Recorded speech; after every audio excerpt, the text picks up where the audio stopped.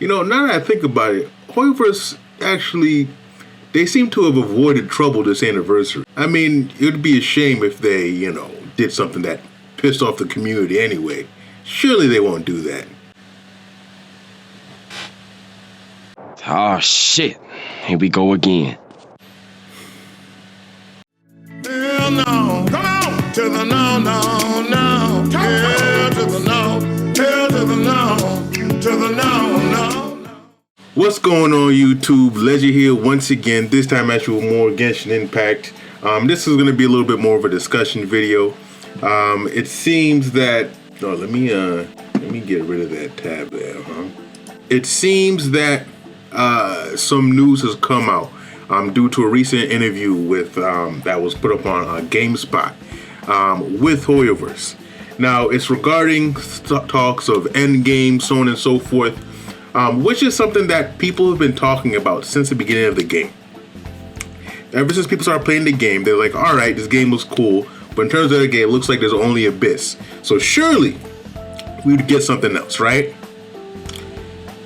Months go by, year goes by, now we're at 2 years, and we've had no word of anything. Anytime we've put in surveys, every time we've complained about it, anytime we said anything, we've had no feedback, no answers back from HOYOVERSE until today.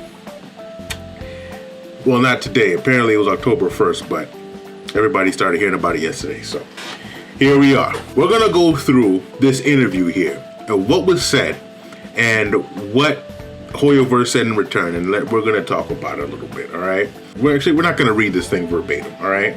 So, yeah. So we're just going to go through the questions and the answers. So first question. Version 3.0 and 3.1 are expected to be 1 week shorter than usual. In the future, will you be continuing these shortened version lengths, or should players expect update releases to return to their former pace? Answer. Starting on version 3.0 to the end of version 3.2, the length of each update will be shortened to 5 weeks. We know that, they told us that already. But a shorter update cycle will not influence the quality of gameplay and content. Please stay tuned. That doesn't tell us much. Okay, that kind of dodged the question, but it could be interpreted as that they're saying that could continue in the future. And stay tuned. We might do that, but I feel like that's not a big announcement. They could have at least thrown a bone there, but that's not a big deal. If the 5 week patches are too much for them to handle, then I understand. All right, that's not a complaint. It's whatever. The 5 week rotation we've been doing is good because it erases that last week of just pure dead space. But there we go, right? So, next question. Currently, the Spiral Abyss is the only true endgame content for players at high adventure ranks. Are there any plans to release new permanent content in the same vein as the Spiral Abyss? Now, this is the big question here, right? This is the question. Out of all the complaints that there is to have when it comes to HOYOVERSE and how they handle the game Genshin, this is my biggest concern. This is what gets my blood boiling right here. The fact that we've only have 20 minutes of gameplay every 2 weeks for our end game. That is abysmal, right? But let's see what the answer is. The Spiral Abyss is one of the most effective ways for players to test out their party composition and combat strength.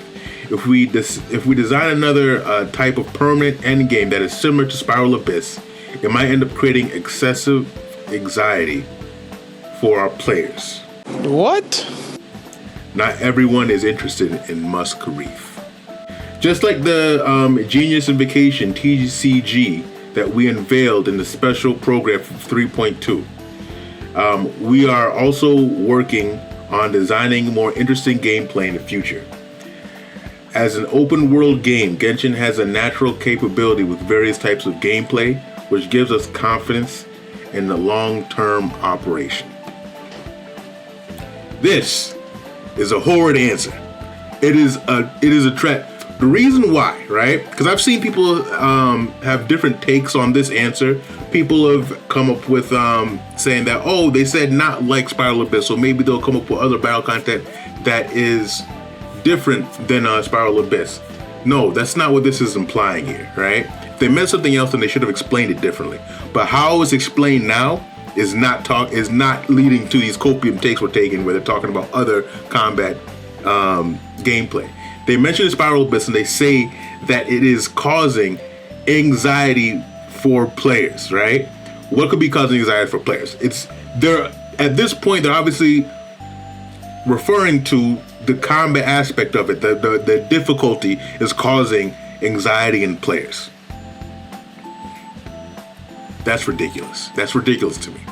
I understand that sometimes people feel pressure when they have to perform at a higher level to beat certain content, right? But that's how games work. You can't expect to beat level 100 when you're level 1. Like, you can't do it. If you're that's how games are. If I'm playing Devil May Cry and I just picked up the game, like, they don't even let me play on Dante Must Die mode. So I don't even expect to be able to play on Dante Must Die mode because I don't have the skills, I don't have the abilities, I don't have the weapons, I don't have anything. But over time, as I play the game, I'm going to gain more strength, I'm going to gain more skill, and then I'll be able to beat the higher difficulties. Same thing when it comes to Endgame. I don't know why this is like a weird thing that people don't understand when it comes to Genshin. It just doesn't make sense to me. And the simple fact that people combat this, like some casual players, there's nothing wrong with being a casual player. But what I just don't understand is that when you find something that's casual that you find fun, like a teapot or these events where you're dancing and you're playing music and all that shit, the stuff, like we don't get in the way of that, really. Sometimes we'll say, oh, this is annoying. But like, we don't say don't do this stuff because nobody likes it. Clearly people like it, so go ahead and keep doing it. But we just want additional content, right? But when people kind of oppose that and say, oh, don't put in that extra content, that's very self-centered, that's very selfish. Like, you're telling people not to be able to, you're telling people that they shouldn't have fun. They shouldn't be allowed to have fun because you wouldn't find that extra content fun. That's ridiculous. That's ridiculous. And the thing is though, and people have had that mindset, and HOYOVERSE has been getting that message, which is why they're saying things like this, right? And it's just ridiculous to me, And it sucks because it's kind of ruining a game that I love. I still love the game. I'm not quitting or anything like that. But a lot of people feel this way, where it's ruining a game that they love, right? They spend a lot of time on it. They spend a lot of resources in it. They put a lot of investment and passion into the game, right? But when you get answers like this saying that, okay, basically we're not going to add any other permanent endgame content similar to Spiral Abyss that has to do with, testing out the party composition and combat strength, that's very discouraging. That just kind of crushes people's goals. If that's not what they meant, they need to clarify it. But we know HOYOVERSE, and they don't clarify things. They make announcements, and that's it. They don't communicate. Next, Genshin Impact is going into year 2 with the ever-expanding roster. Some older characters might get left behind as power creep settles, and newer characters become stronger choices. Is there a plan in place to potentially upgrade older characters and make them more viable? All right, so that's been something that people have worried about when it comes to Amber's weak and Kaching, which they've done and stuff like that. Which Kaching is actually really good now. So if a character is only assessed by a single dimension of numerical strength, power creep could indeed be an issue. However, in Genshin Impact, the rules of gameplay are more impactful than how strong a character is. Therefore, new battlegrounds, new challenge levels, or even new team builds all have potential to bring new life to existing content. So I did see people get mad at this answer, and this answer doesn't really upset me. because just like how I just mentioned Kaching, Kaching was a very weak character, but she's constantly getting indirect buffs because one character comes out, because of one weapon comes out, because of a new team composition comes out, and we just got new reactions. So like, basically, I took this answer as we release a bunch of stuff. Your character is gonna get indirect buffs. You'll be fine, right? And so I agree with this, right? I agree with this answer. I do think that characters don't need to get direct buffs in this game, right? And yeah, I understand that characters like Amber are weak, but like, you can know, like, if you're creative, you can find ways to use them. Like for me, I used Amber for a long time because she could hold elegy, and she paired very well with Hu Tao, right? Now I use Toma instead because I just, like, sometimes not using a shield gets annoying, right? But yeah, so that's the thing with that. So I don't really have much of a problem with that one right there. The introduction of Dendro has created plenty of new ways to cause elemental reactions, but some elements have been left out. Has there been any discussion regarding the addition of new reactions for existing elements? For example, in the future, could there be new Geo and Dendro reactions? We have no such plans for the time being. With the release of Dendro element, the 7-element system has become somewhat complex. For us, there are other ways to increase the fun for players rather than simply increasing the complexity of game rules. With easy and open rules, given some time, players will come to discover their own ways of developing builds. That is the fun of the game. The balancing of gameplay rules as part of team's long-term design focus, plus the team's experience in learning from player feedback in the long run, are all important to maintain focus. All right. So this I didn't really mind initially because, like, I don't need more reactions like that. Like, people keep complaining about Geo and the crystallizer being like a useless reaction, which it is. But when I see a character like Ito, like, it just tells me that, yeah, Geo is essentially the worst element, but some element has to be the worst, and there's ways to make Geo work. And different characters are going to come out that can do. So I don't really need a reaction with Geo and Dendro or anything like that. I don't think it's really that necessary. So I don't have an issue with this answer initially. It's just that one part of it kind of frustrates me is this part right here, where it says, with easy and open rules given some time, players will come to discover different ways of building builds. That is the fun of the game. They're right here, they're saying that, okay, when it comes to developing these different builds and this combat related stuff is the fun of the game. But when people ask for more combat permanent content, they say no, that's too much anxiety. You know that building characters, building teams, doing these different things is what makes the game fun. So why would we not have more places where we can demonstrate that, where we can test that kind of stuff? I'll get a new character sometimes and I'll think, well, where the hell am I going to use them? Because if I don't feel like playing in the Spiral Abyss, I have nowhere to use them, because everything, like, I can't go through rotations in the open world because the enemies die like that. I can go to bosses and try to kill them, but like, they die in less than 30 seconds. So it's like, at my level, or even free-to-plays that are veterans, bosses die in one rotation, right? Maybe 1.5, you know? So, like, if you can give content where we can go through rotations, where we can actually play our teams and have it be like repeatable, come on, you know? So that's the thing. I mean, honestly, I don't care much about the other stuff right here, you know, like they talk about the resin cap and they essentially say, no, we're not going to increase the resin cap where give events and you get stuff from events. that's bullshit. You don't get that much materials to build characters from events, but whatever. You know, they want you to spend money to refresh resin. And then when it comes to this one right here, this is basically talking about old events, old cutscenes. People who didn't play the game at that time don't have access to those different cutscenes, those different character moments. And they say, oh, well, we'll think of something in order to be able to add that into the game. It's like, what do you got to think about? Just put it in there, like put it in the archive or something, you know?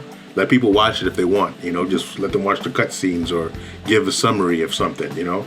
But, okay, whatever. And then they talk about, you know, new costumes for Traveler. They basically say, no, we're not planning on doing that, but, you know, you can give suggestions if you like. We're not going to listen to it. And this one really doesn't matter to me, like accessories and stuff like that. And then this one right here, I actually do kind of care about when it comes to like crossovers with the different games. They essentially say no, right? When it comes to Zenless Zone Zero and Honkai and stuff like that, they basically say, no, we're going to just focus on like making characters within Genshin World, right? But at the same time, you can't expect them to release information on this if they are planning on doing it within this interview or this article. So, you know, something like that could come as a surprise. I'm not going to take this one that seriously because, like, that's something that you just can't do, you know? What really, some of you can't reveal, but what really just catches me is the whole Abyss question, because they give more of an answer to that, whereas they're not saying, oh, maybe there'll be something in the future, keep your eye open. No, they're just like, yeah, we're not going to do that, right? And that's the thing. And a lot of people are frustrated about it. And honestly, if you're not frustrated about it, that's okay. You don't have to be frustrated about it. You know, you can be casual, or you could just not care about the Spiral Abyss. That is perfectly fine. If you find fun in other things of the game, that's okay. But don't get in the way of people that are frustrated with this and want their voice to be heard about it. Don't get in the way, all right? Let people express their opinions, please, you know?